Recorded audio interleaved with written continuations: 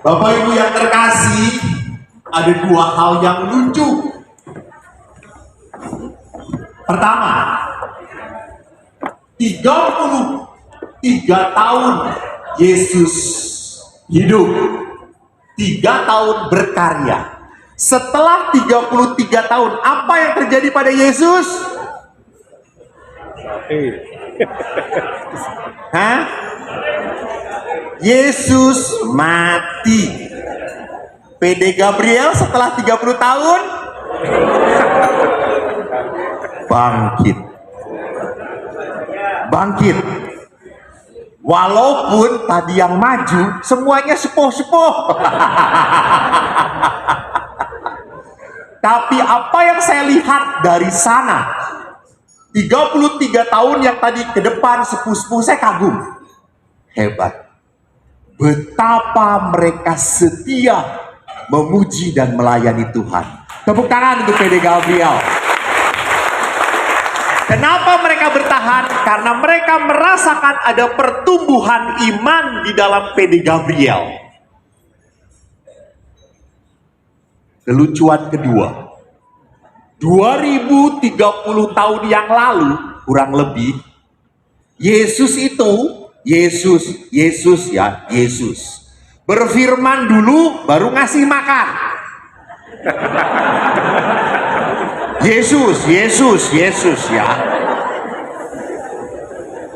Karena sekarang yang berfirman melalui mulut si Eko makan dulu gitu ya, baru mendengarkan firman. Jadi tadi saya mengatakan malam ini saya tidak mewartakan firman, saya akan membuat Anda tertidur. Bapak Ibu yang terkasih, lihat, mana? Ini tumbuh berkembang dalam iman di komunitas. Jadi apa yang saya mau katakan, manusia itu harusnya makin lama makin dewasa imannya. Jangan hanya tua doang gitu. Jadi belum menjamin kalau makin tua makin dewasa imannya. Tidak menjamin.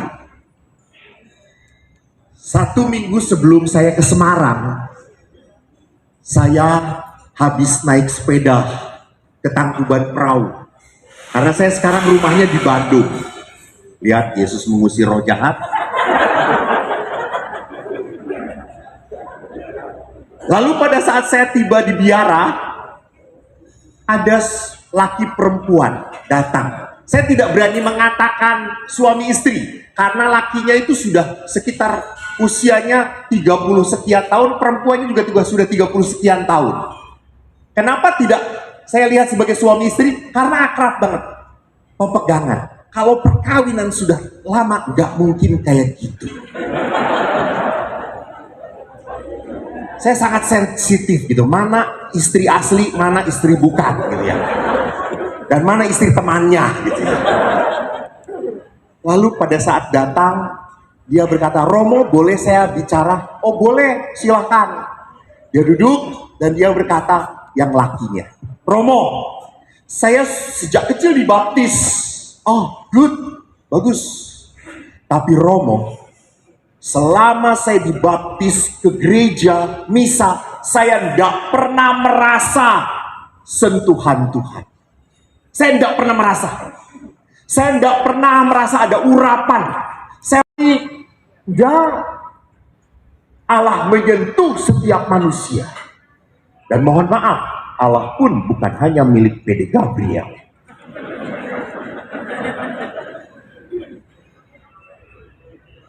Jadi lihat di sini bahwa pada saat orang mau berkembang dalam iman, yang salah bukan gerejanya, yang salah bukan PD-nya. Kamu tidak mau terbuka pada jamahan Tuhan. Kamu tidak mau terlibat di gereja. Kamu tidak mau masuk lebih dalam ke dalam gereja. Maka kamu tidak akan pernah merasakan dan mengalami sentuhan Tuhan. Jadi orang itu kalau mau menikmati, ya harus merasuki, mendalami. Sama toh, makan itu Enaknya bukan karena lep lep lep, wis rampung. Enggak. Makan itu lihat kayak orang bule, sitik, dikunyah, ditelan. Mama mia, lezat tuh. Hidup iman pun baru bisa nikmat kalau kita mendalami, masuk ke dalamnya. Maka dalam hidup rohani tidak ada pertumbuhan yang otomatis. Jadi kalau orang Katolik setelah dibaptis, wes menang wae, jadi rumput liar, tidak akan pernah jadi bunga yang indah, tidak akan pernah baik dan benar. Karena apa? Dengan dibaptis selesai sudah. Ora. Berkat Tuhan, Bapak Ibu, saya tanya. Nah, anak muda, kamu diberkati Tuhan atau tidak? Berkati? Percaya? Beneran nih? Bener diberkati? Lalu bagaimana cara engkau merasakan berkat Tuhan? Bahagia. Berarti kalau tidak bahagia, tidak diberkati Tuhan. Tuhan ampunilah dia, Tuhan. Bapak Ibu, bagi orang muda betul, simple. Di saat kita bahagia, really, God bless me. Haleluya. Tapi apakah itu yang diajarkan Yesus? Ingat, Yesus tidak menawarkan, ikuti aku, kau akan kuberkati. Jualanmu akan laku. Istrimu akan cantik laksana bidadari. Tidak perlu ke Korea, cantik terus. Badannya. Dan Allah mengatakan apa? Barang siapa mau mengikuti aku, engkau harus menyangkal diri. Memikul salib. Lihat. Jadi derek Gusti itu repot coy. Repot. Orang penak. Ya. Betul. Jadi bagaimana kalau saya merasa diberkati?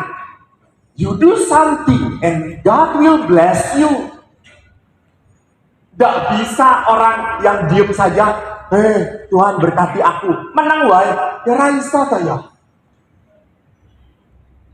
Jangan pernah membuat Tuhan sulit memberkati kita.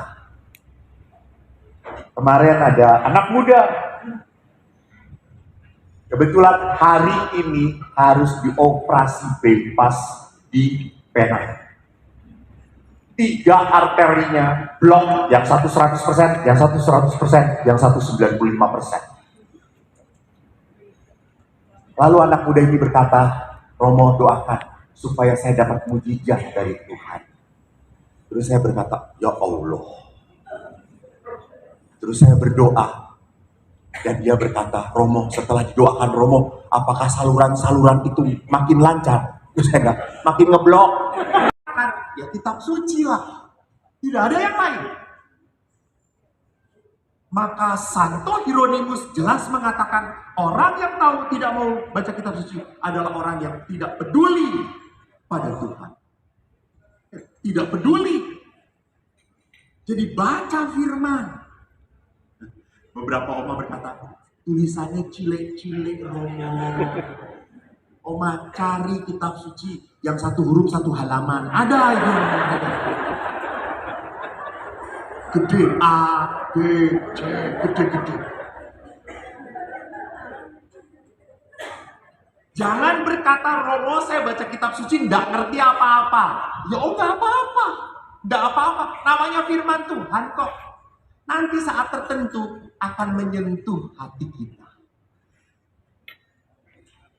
Kok baca WA, baca Facebook bisa berjam-jam. Baca kitab suci baru satu kalimat. Kan ya firman Allah berat sekali.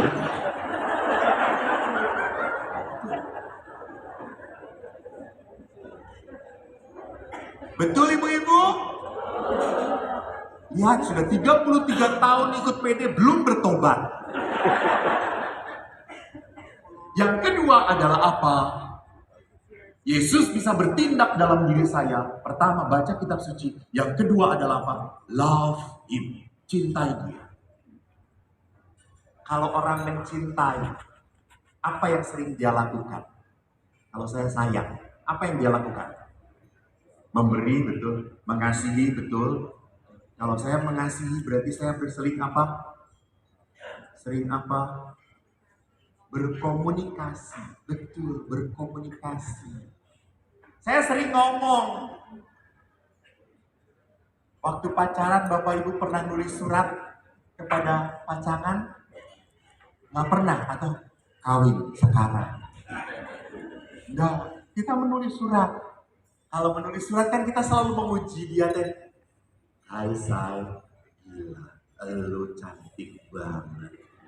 Lihat, oh kalau aku lihat wajahmu seperti bunga mawar, merah merona. Biarkan kau mawarnya aku tumbangnya, yang hanya boleh singgap di kamu. Lalu dia jawab, nanti rontok. Kalau rontok saya pindah ke mawar yang lain. Jadi kalau orang mencintai, orang itu akan sering komunikasi. Betul? Ya. Memang makin tua makin sering komunikasi? Nggak pernah. Karena kalau berkomunikasi ujung-ujungnya marah-marahan. Karena budak dua-duanya itu tadi. Sing siji ngomong apa, sing siji ngomong apa?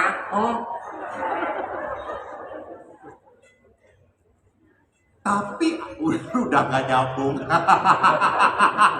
Udah ngajar sekali, udah gak nyambung. Lah kenapa kawin? Gak nyambung kok 5 anaknya. Aneh toh ya. Komunikasi sekarang sudah beda. Komunikasi sekarang adalah apa? Saling memandang, saling melihat, saling hadir duduk bersama-sama. That is the communication of love. Mama, kalau saya mau komunikasi dengan Tuhan, bagaimana caranya? Berdoa, adorasi, duduk di depan sakramen Maha Kudus. Wes, menang. Coba ngomong. Kenapa? Karena kalau kita doa, maaf Bapak Ibu, kalau kita doa, seringnya Tuhan mendengarkan kita atau kita mendengarkan Tuhan? Tuhan suruh mendengarkan kita. Tuhan dengerin. Tolong ya. Teman saya sakit kanker, sembuhkan. Tolong. Saya berdoa untuk orang lain itu Tuhan. Tuhan, tolong ya, rezeki diberkati. Tolong. Sudah itu, amin. Dia pergi. Tuhan diberi tugas yang begitu banyak untuk membereskan masalah si kampret itu.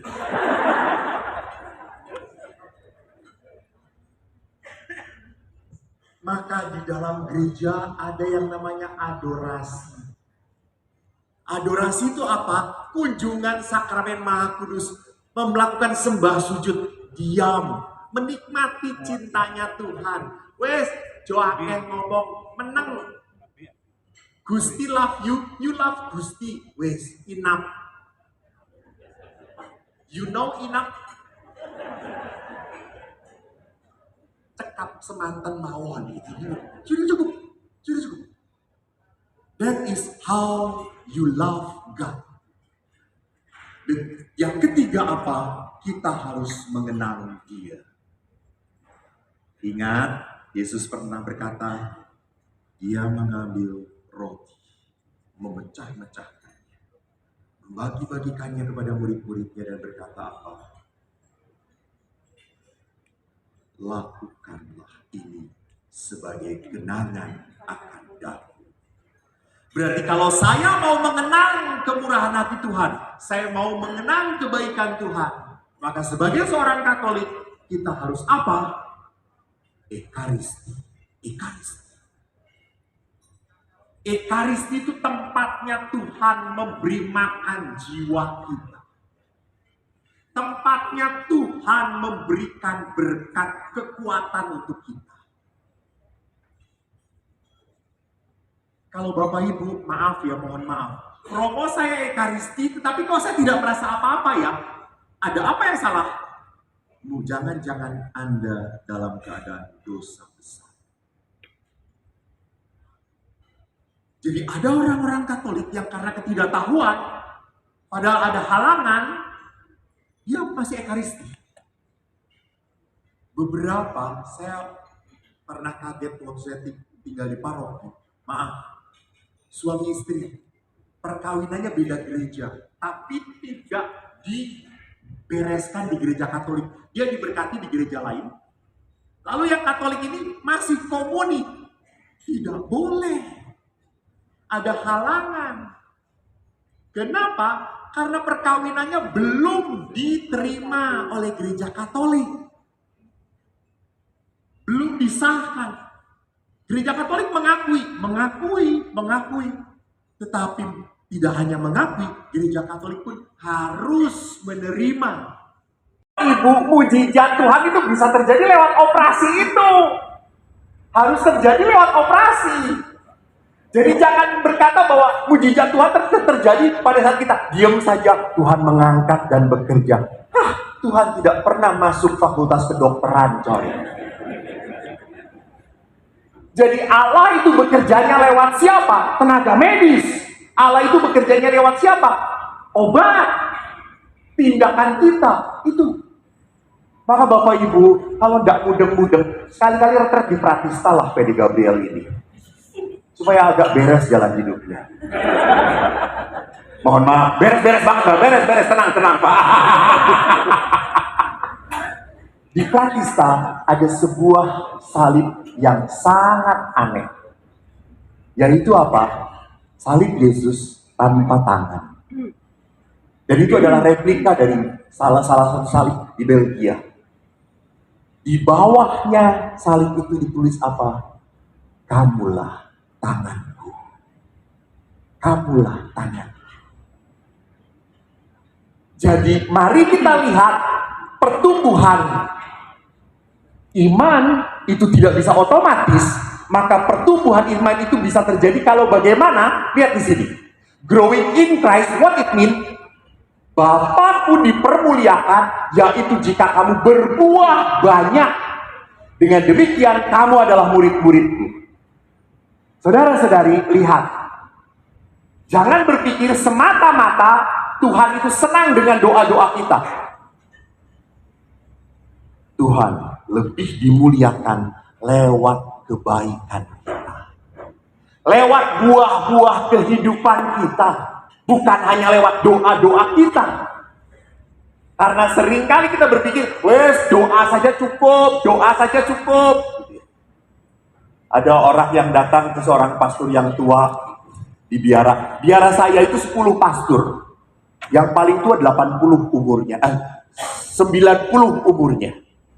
Jadi kalau seorang ibu-ibu datang pernah, Romo, hari ini saya sedih. Kenapa, Bu? Sekolah anak saya sudah nagih. Uang sekolah anak saya belum dibayar 3 bulan, Romo. Oh begitu, Bu? Baik, Bu. Saya doakan ya.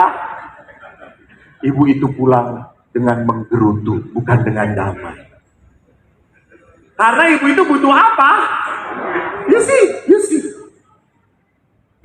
Doa. Apakah menyelesaikan segalanya? Doa harus dilengkapi dengan buah-buah doa. Buah-buah doa. Jadi buah doa itulah cara kita memuliakan Tuhan. Buah doa itulah yang disukai oleh Allah. Maka perhatikan, jika kamu berbuah banyak, kamu itu murid-muridku. Dan Bapak Ibu, kalau pohon mangga, apakah pohon mangga bisa menikmati buahnya? Perlu nggak pohon mangga buahnya? Tidak. Buah mangga itu hanya dinikmati oleh siapa? Manusia. Ya sama. Kita itu berbuah kalau apa? Kalau membuat orang-orang di sekitar kita menjadi bahagia. Menjadi bahagia. Cek saja Pak, kalau Bapak pulang golf, pulang tenis, pulang jalan-jalan, pulang sepedaan, istri bahagia atau tidak melihat Bapak? Itu lihat. Kalau tidak bahagia, something wrong. Apalagi kalau istri melihat Bapak pulang tidak bahagia, Romonya datang bahagia. Ah itu. Betul-betul something wrong itu. Kemarin saya kan endoskopi dan kolonoskopi. Lalu ada seorang ibu sharing. Maaf, ibu itu memakai jilbab, lalu cerita sharing. Karena dia tahu saya pastor. Bapak pastor, saya mau cerita. Kenapa Bu? Saya ini lambung, saya asam lambungnya selalu naik. Saya tuh cepat stres. Oh ya Bu, ya saya punya masalah sedikit, langsung asam lambung naik dan kesakitan. Bapak pastor. Bapak pastor bisa mendoakan saya. Kata saya, belum Bu, belum. Kita ngobrol dulu. Lalu cerita dulu, kapan Ibu asam lambungnya tinggi sekali? Bapak pastor, saya itu kalau asam lambungnya tinggi sekali pada saat sore hari. Pagi, siang, ke sore baik-baik saja. Terus saya periksa, sore hari itu suami datang ya Bu? Iya betul pastor. Jadi yang menyebabkan asam lambung ibu naik siapa? Suami saya pastor. Terus saya doa supaya apa Bu? Panggil saja suami saya pastor. Jadi bapak ibu lihat sampai segitunya. Kenapa? Mungkin saya datang bukan menjadi orang yang membawa sukacita. Jangan-jangan saya datang itu menjadi penderitaan. Kan juga sama tuh dalam persekutuan, kadang-kadang ada orang, tepok, wes, pasti ngutang meneng, pasti ngutang meneng. Jadi ada orang-orang tertentu yang kalau ketemu membuat gelisah. Contohnya, saya kalau udah naik motor, melihat polisi, pasti gelisah. Gitu ya. Yes, polisi. Tidak membuat tenang. Maka lihat, jika kamu berbuah, kamu adalah muridku. Dan Bapak Ibu lihat, kita tidak akan pernah menghasilkan buah kalau kita tidak hidup dalam, bersama, dan karena Yesus. Kalau kita tidak hidup bersama Yesus, buah yang dihasilkan tidak baik dan benar. Maaf, apakah persekutuan doa menjamin buah persekutuan doa adalah baik dan benar? Orang setelah persekutuan ngomongin pasturnya, ngedumel, ngegosip. Apakah itu buah dari sebuah persekutuan? Bukan. Orang masih ikut persekutuan, rajin berdoa, tetapi ngomongnya selalu ngeluh terus, berat terus hidupnya. Apakah ini buah benar? Salah. Maka orang persekutuan itu harusnya dari wajahnya juga kelihatan enteng, sukacita. Walaupun sudah 80 tahun, kerut hilang, saudara-saudara. Ini apa gelambir-gelambir di sini? Tidak perlu ditarik, di stretch, tidak perlu. Ada sukacita. Kenapa sampai demikian? Karena dia hidup di dalam Yesus. Jadi kalau manusia mau hidup dalam karakter Yesus, manusia harus hidup di dalam Yesus. Syaratnya. Jadi kita tidak akan pernah hidup berkarakter Tuhan kalau kita tidak pernah hidup di dalam Tuhan. Maka ada orang-orang tertentu yang selalu gelisah, selalu ketakutan. Selalu dipenuhi dengan kekhawatiran. Ingat Bapak Ibu, bahwa hidup itu begitu berharga hari ini. Orang terlalu membesar-besarkan masa lalu. Entah rasa sakit, entah rasa kecewa. Kan banyak orang tuh selalu kalau udah kumpul, biyen kiyo, aku susah, duwe opo-opo, biyen. Lalu ibu yang lain gak mau kalah. Oh, aku luwih susah nih. Ning mangan brek uyah. Aku ora uyah, aku udah. Semua dibuat. Jadi apa? Semuanya litani penderitaan. Orang terlalu membesar-besarkan masa lalu. Jadi apa yang saya mau perlihatkan, hidup di dalam Yesus hanya mungkin caranya Apa yang tertulis dalam kitab suci? Yohanes 15 ayat 1 sampai 8 menarik, mengatakan ini. Akulah pokok anggur yang benar dan Bapakkulah pengusahanya. PD Gabriel kan PD pengusaha toh. Pengusaha. Jadi yang punyanya itu siapa? Bapak. Pokoknya siapa? Yesus. Yesus. Jadi ada kesatuan antara pokok anggur dan pengusaha. Dan menarik di sini dikatakan, setiap ranting padaku yang tidak berbuah dipotongnya. Dan setiap ranting yang berbuah dibersihkannya supaya ia lebih berbuah banyak. Nanti saya akan perlihatkan. Namun yang menarik, kamu memang sudah bersih karena firman yang telah kukatakan kepadamu. Apa yang mau dikatakan? Yesus itu mau menegaskan, memberikan penghiburan pada kita. Saudara-saudara, anak-anakku, melalui firman kau sudah dibersihkan. Melalui tindakan Yesus kau sudah mendapatkan rahmat damai, rahmat keselamatan. Tapi rahmat itu tidak akan bekerja begitu saja kalau kita tidak mengusahakan. Maka Yesus ngomong apa? Maka tinggallah di dalam aku. Betul kau sudah dibaptis, betul kau anak keselamatan.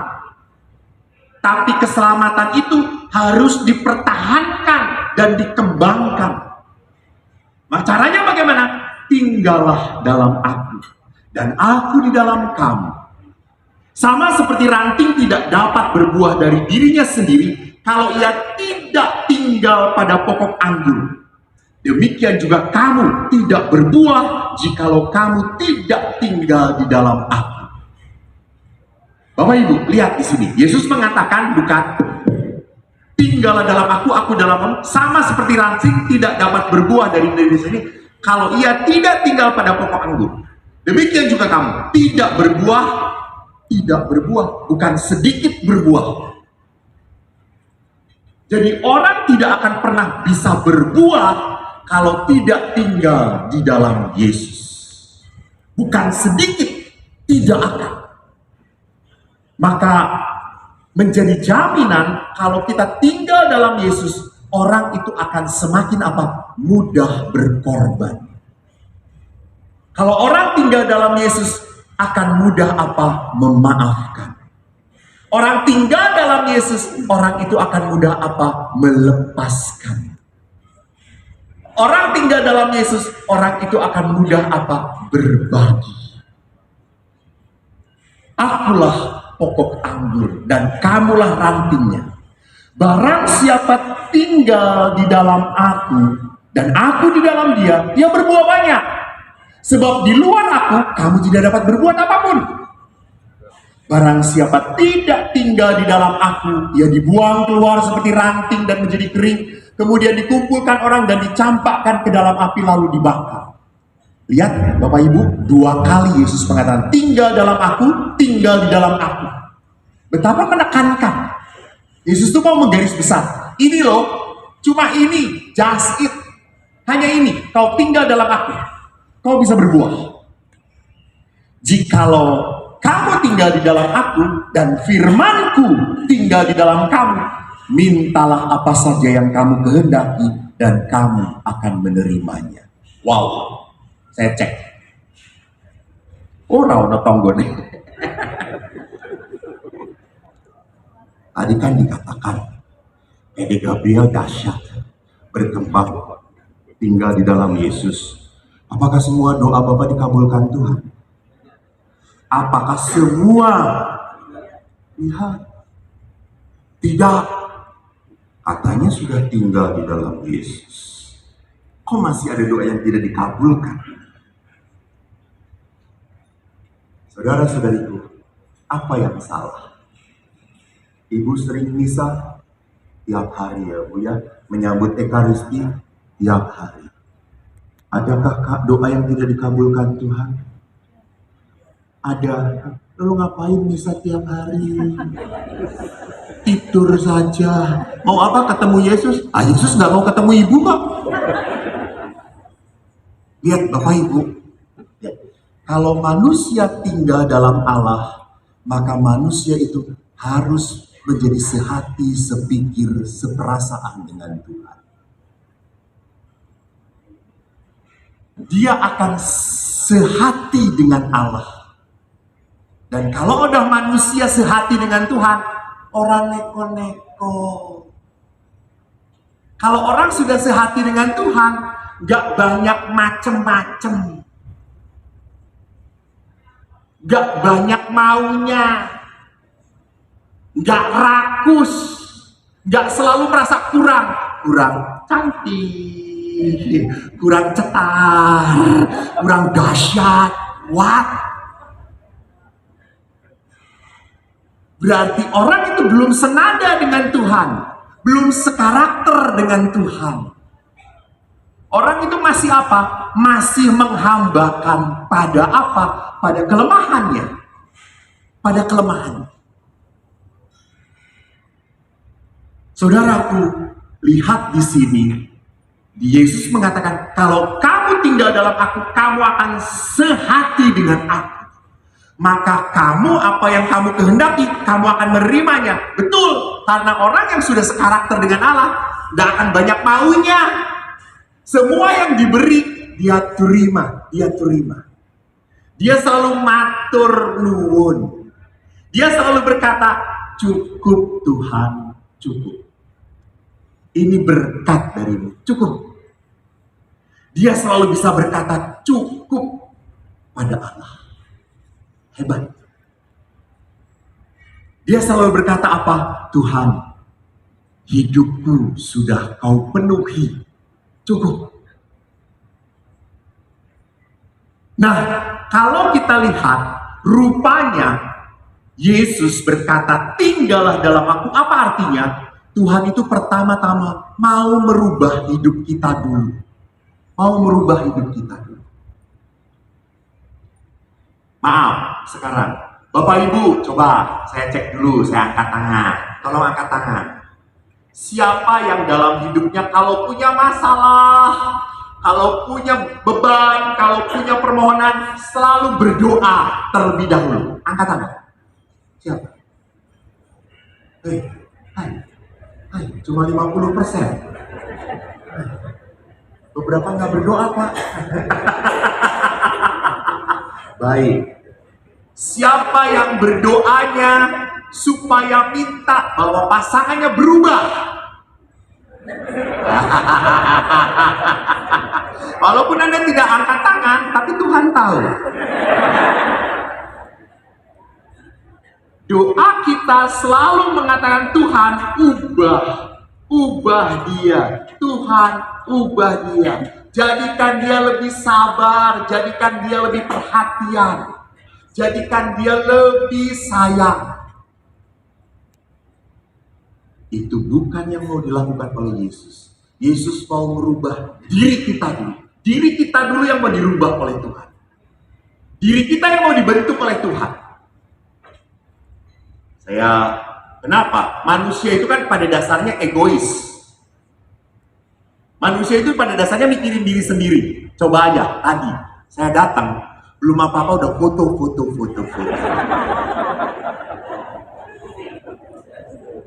Dan dari foto-foto 90% ibu-ibu. Bapak-bapaknya cuma menang aja. Pak, foto. Iya. Jadi bapak-bapak itu foto dengan saya karena perintah komandan rumah tangga. Lalu yang menarik, kalau sudah foto-foto, apalagi ibu-ibu yang foto-foto, kan hasilnya selalu langsung dibuka toh? Kalau Anda melihat foto, siapa duluan yang Anda lihat di foto itu? Betul. Siapa, Pak? Diri sendiri, betul, diri sendiri. Kalau kelihatan gendut, oh Ali. Jelek. Ulang, Romo ulang. Jadi saya di foto, ya ada ibu yang berulang-ulang, ya Tuhan Yesus.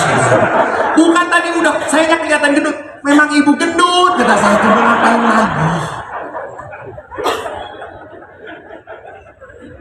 Lalu akhirnya foto terakhir, jebret, selesai. Nggak foto, udah bagus pastor. Saya lihat, Ibunya memang kelihatan kecil, tapi sayanya blur. Terus saya tanya, tapi sayanya blur. Nggak apa-apa lah, yang penting saya kecil.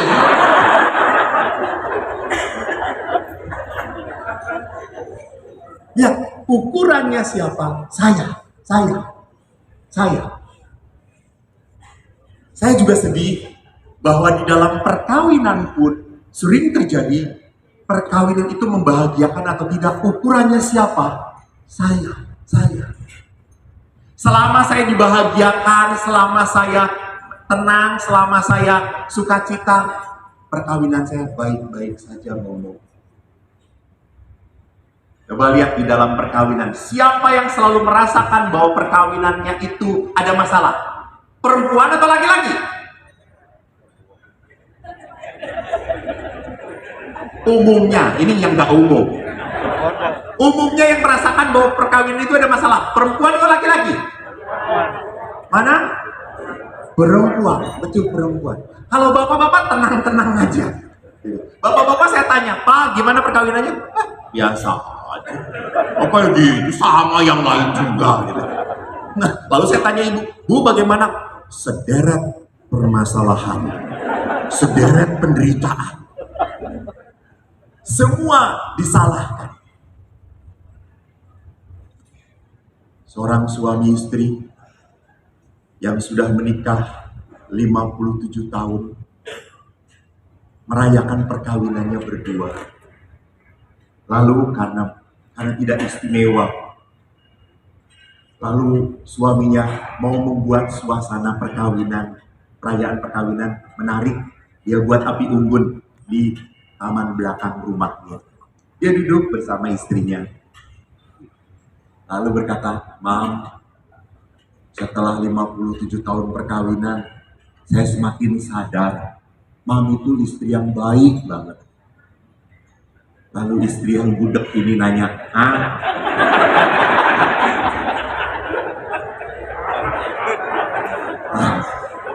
suaminya ngomong, Mam, setelah 57 tahun saya makin sadar, kamu tuh istri yang baik.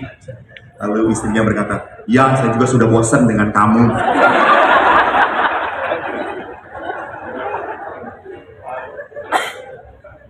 Lihat bahwa ukurannya adalah saya.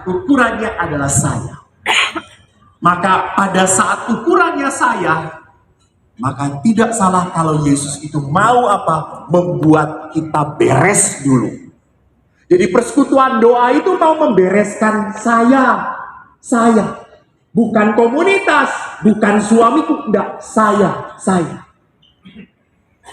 Maka saudaraku, bagaimana caranya supaya Yesus bisa mengubah saya? Pertama, you must know Him.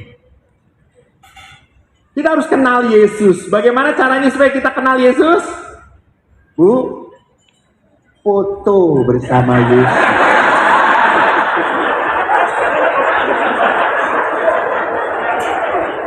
Aku duwe fotonya Mbak Yesus. Beres. Bapak Ibu, supaya saya kenal Yesus, tidak ada cara yang lain selain apa, Oma?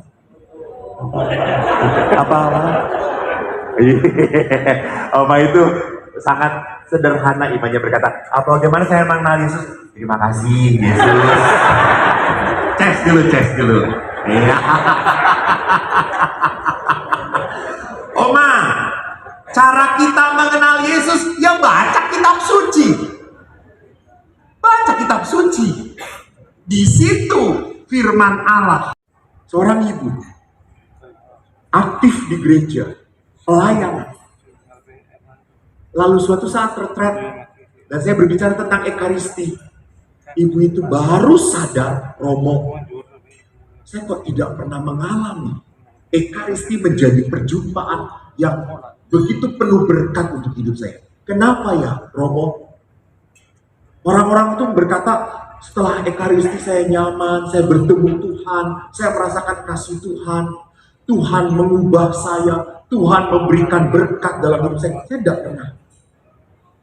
Lalu akhirnya saya coba mengajak ibu itu ke belakang. Bu, ada apa sih di belakang waktu dulu? Ada sesuatu dosa nggak yang lupa ibu mohon ampun? Sewaktu saya coba tarik ke belakang, saya langsung ngomong, ibu anak berapa? Pas saya tanya itu, ibu itu langsung kaget. Romo, anak saya 3, sebetulnya 4. Kenapa, Bu? Waktu saya hamil anak pertama, saya masih belum siap secara ekonomi. Karena saya belum siap, saya takut nanti anak lahir, lalu bagaimana kita membesarkan dia. Saya bicara dengan suami, dan suami setuju, kita gugurkan saja. Dan anak pertama digugurkan.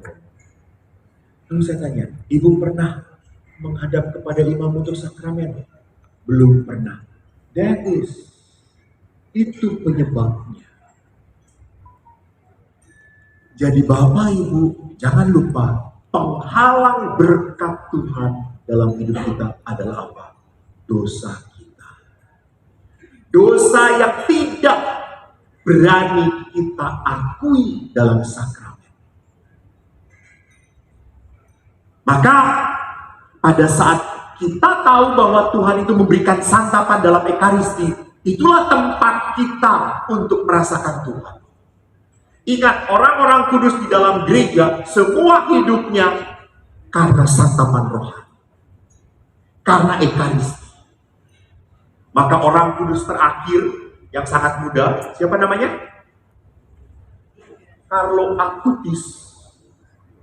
Anak muda ini setiap saat mau ke sekolah, dia selalu mampir ke gereja untuk adorasi pribadi. Dia tidak pernah kehilangan satu hari tanpa Ekaristi. Karena dia sadar, itulah tempat dia merasakan cinta Tuhan. Itulah tempat dia mendapatkan kekuatan Tuhan. Yang terakhir adalah apa? You must imitate him. Apa artinya? Meneladan dia. Ngikutin dia. Ngikutin Yesus. Bagaimana kita bisa mengikuti Yesus? Bagaimana kita bisa meneladani Yesus? Tadi dikatakan dalam Injil Yohanes, yang tidak berbuah diapain?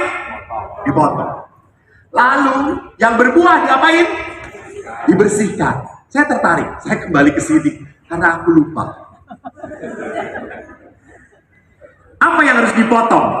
Bapak Ibu, yang harus dipotong adalah apa? Dosa. Dosa itu adalah cara kuasa kegelapan menguasai kita. Jadi dengan dosa saya harus berani berkata tidak. Dan dalam gereja Katolik ada 7 dosa pokok. Pertama, sombong. 2, tamak. 3, iri hati. 4, kemarahan. 5, nafsu. 6, kerakusan. 7, kemalasan. Saya mau berbicara tidak semuanya, karena kita sudah melakukan semuanya. Jadi 7 dosa pokok itu untuk mengimbangi 7 keutamaan insan ilahi. Dosa pertama adalah apa? Sombong. Saudara-saudari yang terkasih, ingat, kunci dari segala keutamaan adalah rendah hati. Dan dosa pertama yang paling menguasai manusia adalah sombong. Sombong itu adalah apa? Sombong itu adalah seperti Adam dan Hawa, ingin sama dengan Allah. Sombong itu berarti apa? Tanpa Tuhan pun gua bisa kayak gini. Usaha gua bisa maju tanpa Tuhan. Sombong. Dan orang sombong pun hati-hati yang paling sulit adalah apa? Kesombongan rohani. Kesombongan rohani adalah tipe orang yang saya sudah dekat dengan Tuhan, saya sudah banyak pelayanan, saya sudah banyak memberikan dana, saya sudah banyak memberikan waktu untuk Tuhan. Tuhan, lihat apa kurangnya saya? Itu sama persis dengan doa orang siapa? Farisi. Sedangkan pemungut cukai di hadapan Tuhan tidak pernah menunjukkan jasanya. Pemungut cukai menebah dadanya dengan berkata, saya salah, saya berdosa. Itu kerendahan hati. Dan dalam Ekaristi selalu dimulai dengan kalimat apa? Tuhan kasihanilah kami. Ya. Sebelum Tuhan kasihanilah kami, ada kata apa? Saya mengaku.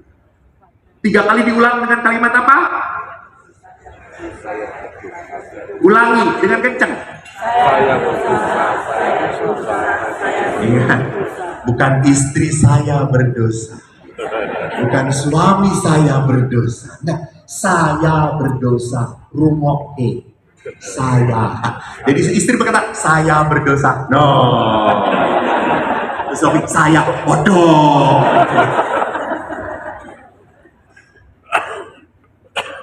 Jadi di dalam Ekaristi, orang memulai dengan apa? Mematahkan dosa pokok pertama, kesombongan. Kalau orang sombong tidak pernah mau berkata, saya yang harus berubah. Orang sombong selalu mengatakan, dia yang harus berubah. Kamu yang harus berubah, bukan saya. Yang kedua apa? Yang berbuah dibersihkannya. Yang berbuah dibersihkannya. Supaya lebih berbuah.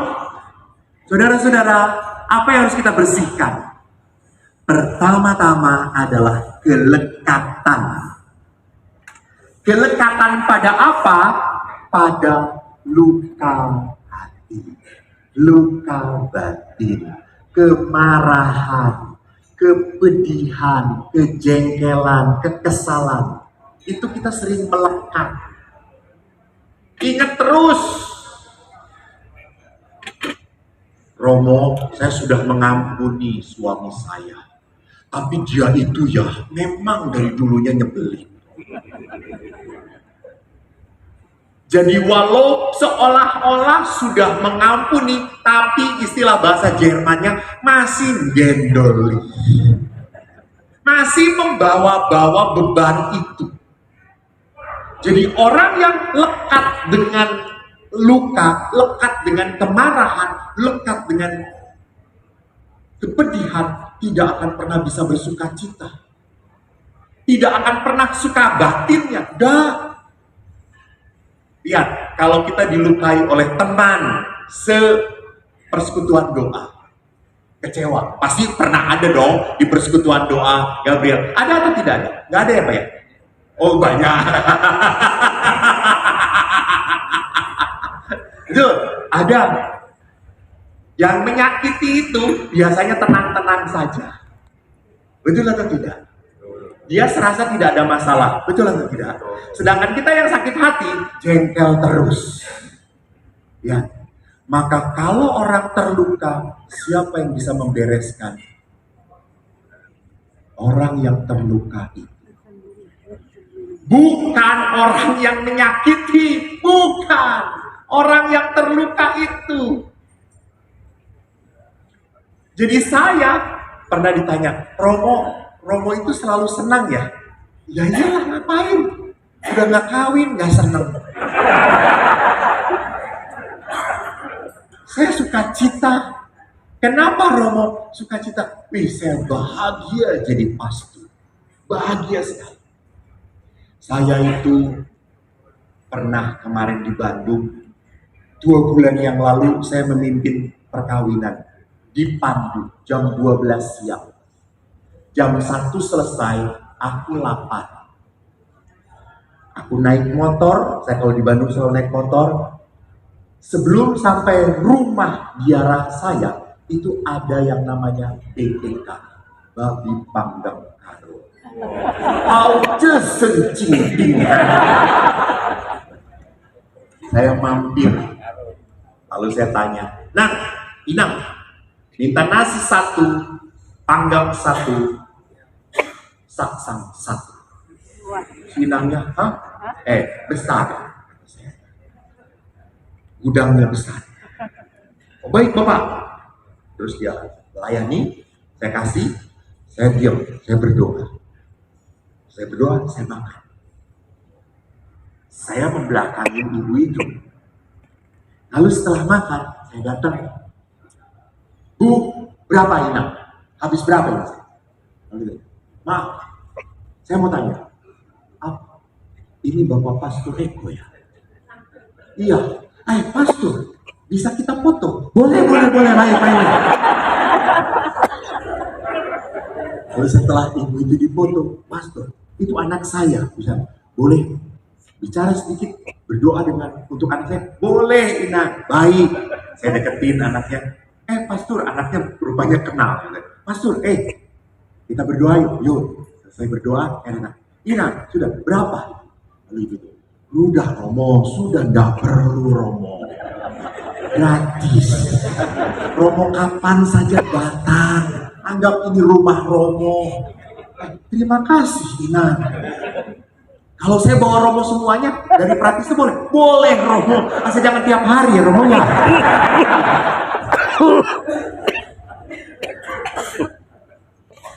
Saya selalu mendapatkan berkat, saya selalu mendapatkan sukacita. Saya menikmati panggilan saya. Maka apa? Saya tidak mau terlekat dengan luka saya. Saya pernah cerita, mungkin ada beberapa ibu yang dengar tentang luka saya dengan bapak saya. Betul, saya luka banget dengan ayah.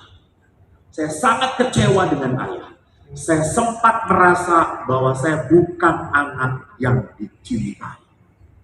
Tidak pernah ada satu kata pujian dari ayah untuk anaknya seganteng ini. Ibu ketawanya nyakitin saya. Ini luka kedua, saudara.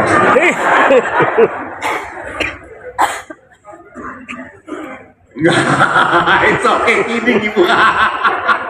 Ibu langsung, maaf. Kolekte 3 kali. Tetapi ada satu saat bagi saya harus mengampuni ayah saya. Saya harus mengampuni ayah saya.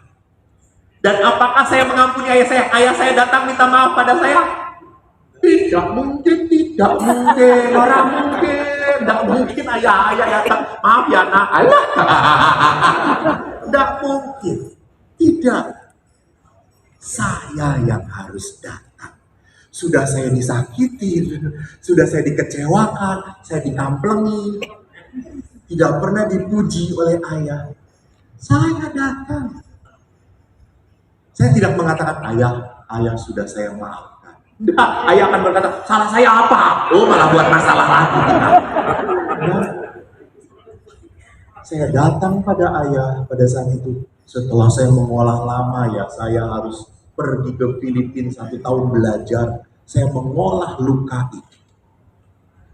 Saya sampai menangis, Tuhan, buat saya berani, buat saya kuat. Karena biasa sudah niat memaafkan, lihat Bapak orasi donme, tidak jadi lagi. Dan akhirnya satu titik saya tidak mau sampai ayah meninggal, saya belum bisa memaafkan, tidak mau saya. Saya harus berani melepaskan kelekatan rasa sakit saya. Bagaimana saya berbicara tentang pembebasan kalau saya sendiri tidak bisa melepaskan? Saya datang kepada ayah, dan ayah, saya ingat karena sejak kecil tidak ada memori saya dipeluk oleh ayah, tidak ada. Saya tidak pernah ada memori ayah memangku saya, tidak ada. Seluruh di album adik-adik saya yang dipangku, dipeluk oleh ayah. Eko malah dipangku oleh tukang becak. Sampai saya datang kepada ayah dan berkata, ayah keras. Ayah, terima kasih. Justru karena ayah seperti itu, saya sekarang jadi roh. Ada satu kerinduan, ayah. Apa? Saya ingat sejak kecil saya belum pernah merasakan pelukan ayah. Boleh nggak saya memeluk? Oh, ya. Saya peluk ayah.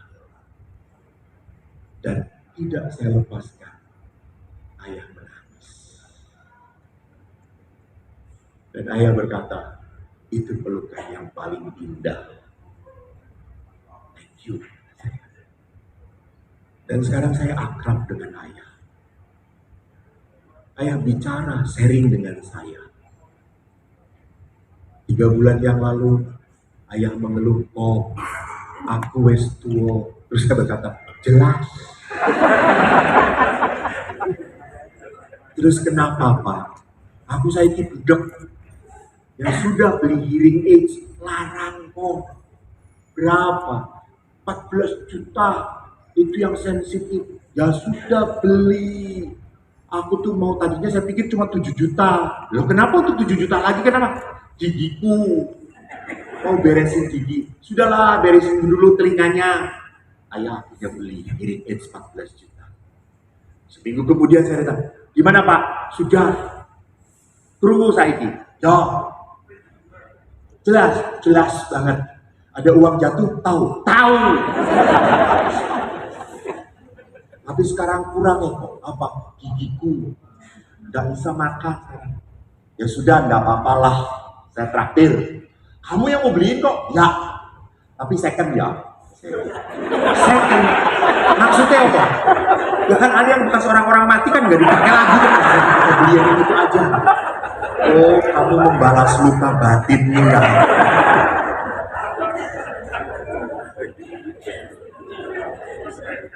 Dua bulan kemudian saya mendapatkan rezeki, saya berkat dari Tuhan, dari beberapa umat. Saya kasih, nih untuk beli gigi palsu. Wih, kamu kok banyak duitnya, Sultan.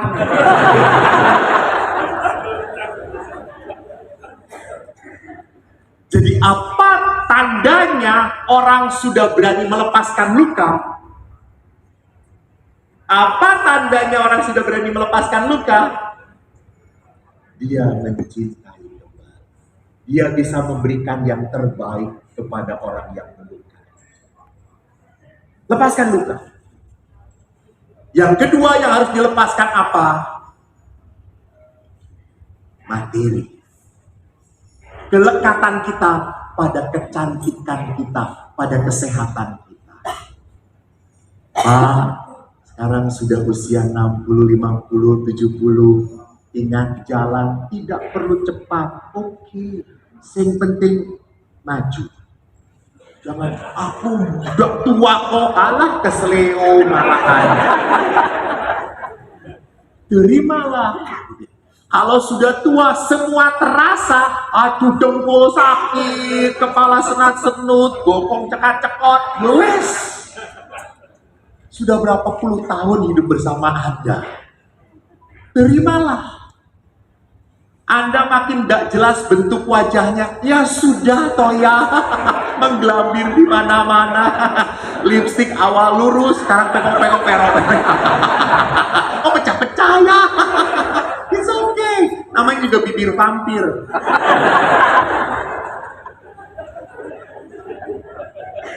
Jadi saudaraku, saya harus berani melepaskan kelekatan. Makin lama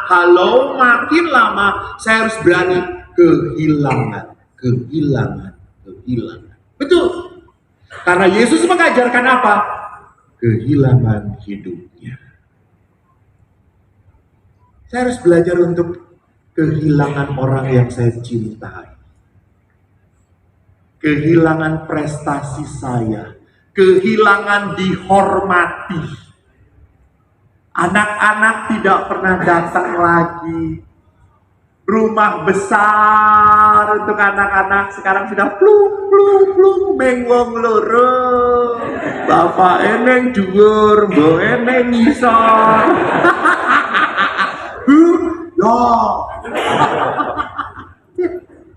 Itu kehidupan. Kita akan kehilangan dalam hidup. Bersiaplah. Maka doa itu semakin tua harus semakin membuka tangan. Tuhan, silakan ambil.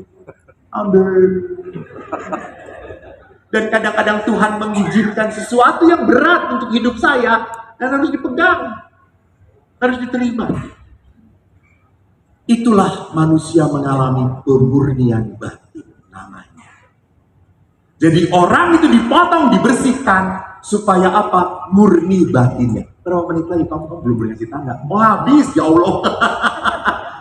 Lihatlah, kita belajar dari siapa? Sakeus. Terakhir, Sakeus orang yang dimurnikan oleh Tuhan. Bapak, saya kasih salib dari praktis dari Roma. Apa arti Sakeus? 1, 2, 3. Gak jadi salibnya. Ibu, apa artinya Sakeus? 1, 2, 3. Apa artinya Sakeus?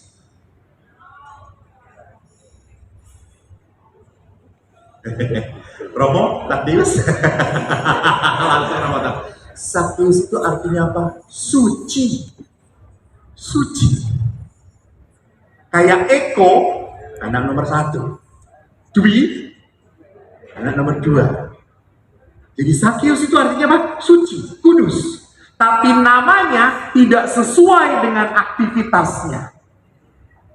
Saya tuliskan di sini. Anda pernah membaca kisahnya? Tahu ya? Tahu kan? Nggak perlu dibaca, apalagi PD Gabriel tiap hari baca kitab suci. Kelihatan sekali bohongnya. Saya selalu ingat kalau peristiwa Sakeus waktu saya mengajar mahasiswa untuk cerita di depan anak. Dia cerita di depan anak-anak kan serius. Anak-anak kan saya ngomong cerita di depan anak, kamu harus pakai mimik, kamu harus pakai bahasa tubuh, kamu harus membuat anak bisa membayangkan. Baik Romo, lalu anak mahasiswa itu, anak-anak, Yesus jalan, makanan disediakan, spray beli yang baru. Ya toh? Coba kalau Kardinal Ignatius Suharyo, apalagi Paus, nanti kan bulan apa datang ke Indonesia. Tiba-tiba datang ke PD Gabriel. Saya akan membuat renungan. PD Gabriel. Saya yakin semua ibu-ibu disasak semua.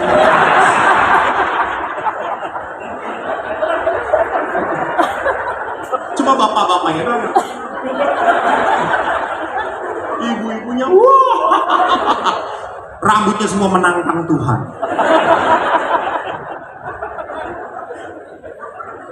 Sakeus merasa sukacita. Ini pengalaman batin. Ini pengalaman apa? Saya diterima, saya dicintai, saya tidak disalah-salahkan. Itu. Jadi manusia itu inginnya apa? Dicintai, bukan ditunjukkan salahnya, bukan ditunjukkan kekurangannya. Dan pada saat mengalami pemurnian batin, Shalom Bapak Ibu semuanya. Selamat malam. Saudara berkah dalam. Bapak Ibu yang terkasih, ada 2 hal yang lucu. Pertama, 33 tahun Yesus hidup, 3 tahun berkarya. Setelah 33 tahun, apa yang terjadi pada Yesus? Hah? Yesus mati. PD Gabriel setelah 30 tahun bangkit. Bangkit. Walaupun tadi yang maju semuanya sepuh-sepuh. Tapi apa yang saya lihat dari sana, 33 tahun yang tadi ke depan sepuh-sepuh, saya kagum. Hebat. Betapa mereka setia memuji dan melayani Tuhan. Tepuk tangan untuk PD Gabriel. Kenapa mereka bertahan? Karena mereka merasakan ada pertumbuhan iman di dalam PD Gabriel. Kelucuan kedua, 2030 tahun yang lalu kurang lebih, Yesus berfirman dulu baru ngasih makan. Yesus ya. Karena sekarang yang berfirman melalui mulut si Eko, makan makan dulu gitu ya. Baru mendengarkan firman. Jadi tadi saya mengatakan malam ini saya tidak mewartakan firman. Saya akan membuat Anda tertidur. Bapak Ibu yang terkasih, lihat, mana? Ini. Tumbuh berkembang dalam iman di komunitas. Jadi apa yang saya mau katakan, manusia itu harusnya makin lama makin dewasa imannya. Jangan hanya tua doang gitu ya. Jadi belum menjamin kalau makin tua makin dewasa imannya. Tidak menjamin. Betul. Dia punya Yesus. Jadi Bapak Ibu lihat yang terakhir, orientasi hidup Sakius berubah. Dari mengumpulkan harta karena bertemu dengan Allah, jadi membagikan, melepaskan. Maka saudara-saudaraku,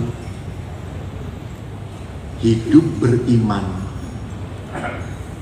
harus kita tunjukkan kepada Tuhan dengan berani apa? Melepaskan, membagikan. Apa yang berasal dari Tuhan, biarlah kembali kepada Tuhan. Jadi di saat Anda menjadi orang yang berani melepaskan, berani kehilangan, berani kekurangan, berani memikirkan orang lain, hidup iman Anda adalah hidup yang tergantung pada Allah. Hidup iman Anda mencapai titik kedewasaan. Karena orang dewasa dalam iman bukan orang yang hanya memikirkan dirinya. Orang dewasa dalam iman bukan hanya memikirkan kebahagiaannya. Dia memikirkan sesamanya. Bapak Ibu, bagi orang Katolik bulan ini adalah bulan Maria. Maria kita hormati. Kenapa? Karena Maria berani kehilangan segala-galanya. Dia adalah hamba. Hidupnya tidak diatur oleh dirinya, hidupnya diatur oleh Allah. Mengapa Maria dihormati dalam gereja? Karena Maria tidak hanya dipilih Allah, Maria menyediakan dirinya dalam kerendahan hati. Saya siap Tuhan, saya siap. Aku ini hamba Tuhan, terjadilah padaku seturut perkataan. Bapak Ibu, orang yang berani berkata seperti itu tidak mungkin orang yang belum dewasa dalam iman. Tidak mungkin orang yang belum tumbuh dalam Tuhan. Maka mari bersama Maria bulan ini kita mohon rahmat supaya saya pun berani apa? Kehilangan, melepaskan. Karena Allah ingin kita lebih bersuka cita dengan Tuhan daripada dengan apa yang kita